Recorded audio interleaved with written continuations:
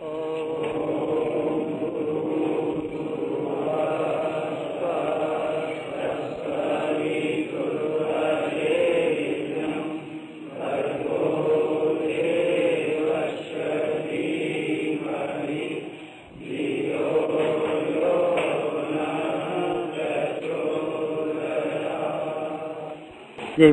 भाइयों, चारों वेदों में पहला वाला मंत्र, पहला वाला वेद ऋग्वेद, और ऋग्वेद का पहला वाला मंत्र जिसमें ज्ञान और विज्ञान की सारी धाराएं बंधी हुई पड़ी हैं, इतना महत्वपूर्ण है। आप देखेंगे तो विचार पाएंगे मनुष्य जीवन की भौतिक और आत्मिक उन्नति को विकसित करने में इस मंत्र में बहुत बड़ी संकेत छिपे हुए हैं।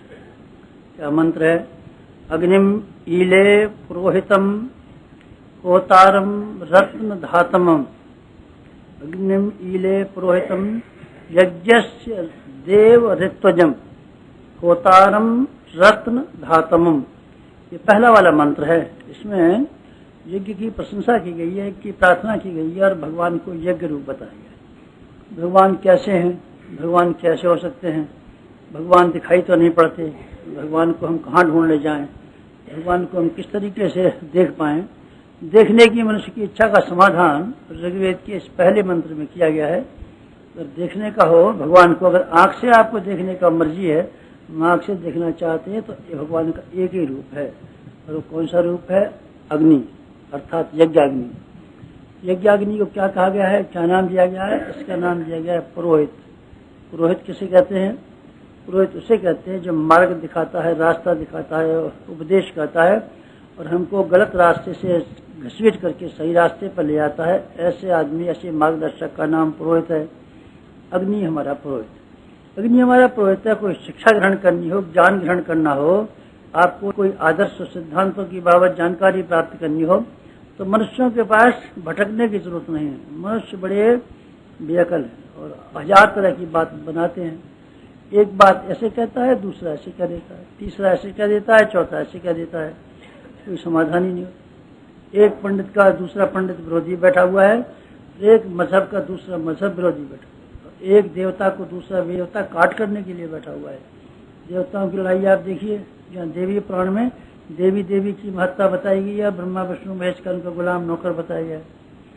और आप शिवपुराण देख लीजिए, शिवपुराण में शंकर जी सबसे बड़े हैं और विष्णु जी इसके नौकर हैं और इसके फलाने जी नौकर हैं। आप ये देखेंगे तो पता नहीं चलता तो क्या चक्कर है।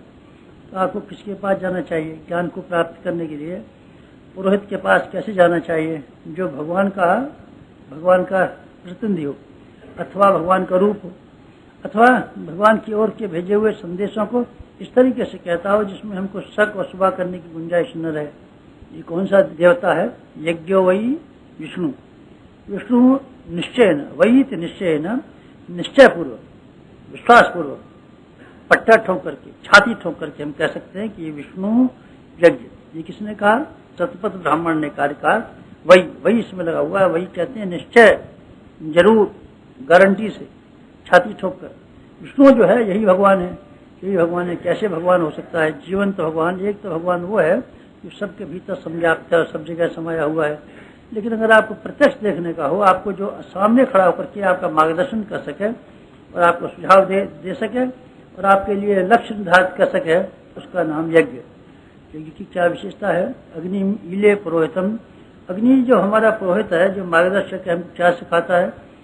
बोलता तो नहीं अग्नि, बातचीत भी नहीं करता, लिखना पढ़ना भी नहीं जानता, लेकिन वास्तविक शिक्षा है, जिसको हम शिक्षा कहते हैं, आदमी के व्यक्तित्व से प्रकट होती है और चरित्र से प्रकट होती है, जीभ से प्रकट नहीं होती। लोगों का ये ख्याल है कि हम लोगों को शिक्षा देंगे काय से देंगे? जीभ से। जीभ तो बेटे मांस की है, जीभ से हम देंगे, जीभ मांस की है। और जीभ मांस की जीभ, मांस के जीभ मांस को प्रभावित कर सकती हो तो मैं नहीं कह सकता, लेकिन आदमी की आत्मा को प्रभावित नहीं कर सकती। जीव का कौन विश्वास करता है? जीव तो बड़ी बाह्याद है, बड़ी चटोरी है, जीव बड़ी नामाकुल है। पंडित जी कहें चाहे बिना पंडित जी कहें, जीव का असर बहुत थोड़ा सा होता है, जानकारी तक होता है। जीव से शब्द निकलते हैं, कान में घुस जाते हैं और कान के घुसने के बाद में दिमाग पर चक्कर काटते हैं और दूसरे कान में से निकल के बाहर चले जाते हैं।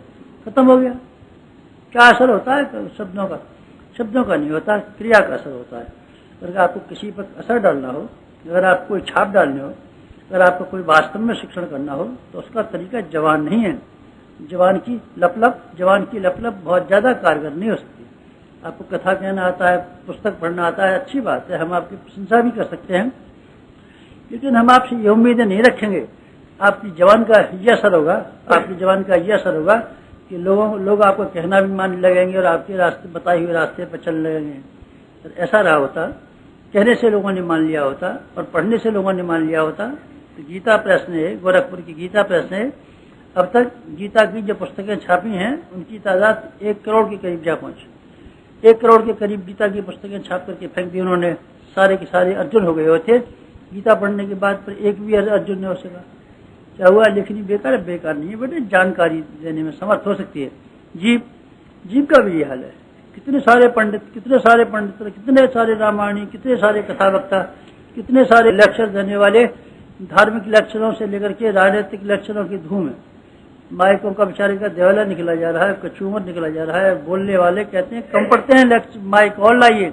हर साल माइक कंपनियां और कंपनी बनाती हैं, कम पड़ता है, कभी और कम पड़ता है। ये बकबाद करने वालों को बहुत से माइकों की जरूरत है, अभी और बनाइए। बकबाद करने वाले माइकों का ढेर लगाए दे रहे हैं और लाउड स्पीकरों का ढेर लगाया जा रहा है। इससे उद्धार हो सकता है? नहीं बेटे, उद्धार नहीं हो सकता। किस तरह से उद्धार होगा? एक ही तरीका दुनिया में था और एक ही रहेगा। आदमी अपने व्यक्तित्व और अपने चरित्र के माध्यम से शिक्षण करे। दूसरे आदमी देखें, अगर ये आदमी इस बात पर विश्वास करता है, इसके स्वभाव में ये बात क्यों नहीं आती, व्यवहार में ये बात क्यों नहीं आती। अगर ये जो बात दूसरों से कहता है अगर बात सही है तो सबसे पहले इसी ने फायदा उठाया होता और सबसे पहले अपने जीवन में ही धारण करने में समर्थ रहा होता। अपने जीवन में ही धारण नहीं कर रहा है तो हमारे लिए क्या फायदेमंद हो सकता है? इतना फायदेमंद होता है तो इसने क्यों नहीं इस्तेमाल? ये स्वयं नहीं इस्तेमाल करता, इसलिए मालूम पड़ता है दाल में काला है, औरों को सिखाना चाहता, अपने आप को नहीं सिखाना चाहता। अविश्वास वहीं से पैदा हो जाता है और आदमी इस बात को मानने से इनकार पहले से कर देते हैं। इसलिए मैं ये कह रहा था आपसे कि हमारा पुरोहित जो हमारे जीवन को वस्तुतः विकसित कर सकता हो, जो हमारे जीवन का वास्तविक कल्याण करना चाहता हो, ऐसा पुरोहित होना चाहिए जो अपने चरित्र के माध्यम से हमको शिक्षण कर सकता हो। हमारे YouTube चैनल को सब्सक्राइब करें और बेल आइकन को दबाएं ताकि आपको नोटिफिकेशंस मिलते रहें।